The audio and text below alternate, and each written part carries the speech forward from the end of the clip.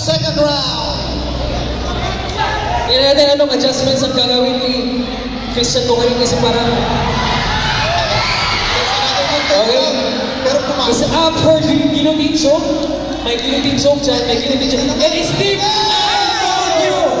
I told you tatak si MMA, guillotine choke! Wow!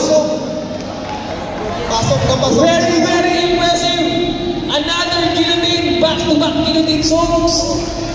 Win sa mga CMA fighters. Basta CMA, guillotine choke dyan na ba? Mag-ingat kayo sa shoot next time. You have to watch out for your neck. Yan ang beauty ng Jiu-Jitsu.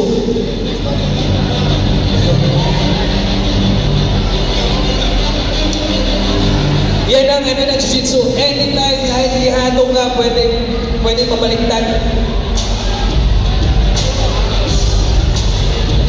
To award the trophy and token, we have Sir Juna Sareno of Silverback Dojo Kinapawan and also one of our organizers.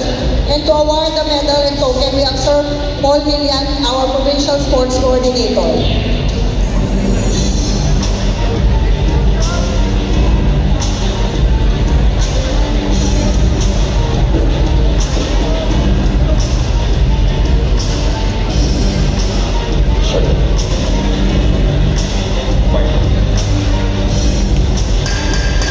Here we go, ladies and gentlemen, winner of this exciting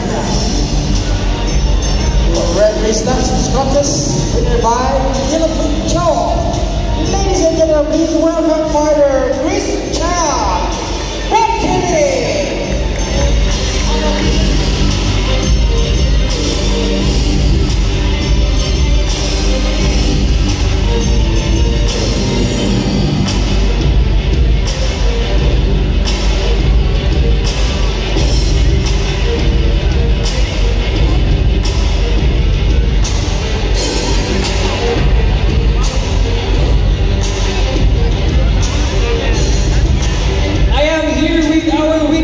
Christian Bocari from Kinabawan City. Pasalamatan mo yung mga gusto mong pasalamatan. Start. Good evening sa Taranto. First of all, nagpapasalamat ako sa Ginoo ang gatag niya gawin ko ng para sa mga. Second, mga asawa o anak. Wala na ako limot na. I-greet mo. Wala ko yung time sa inyo nga kay Sikong training. Dalam nagbunga na yun.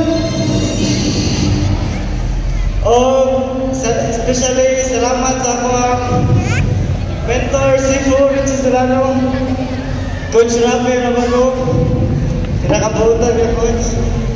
Sa akong boss, Shihan, Sinoa Sarabay, Sir Jun, thank you, Ma'am Junet, thank you sa Stanfest.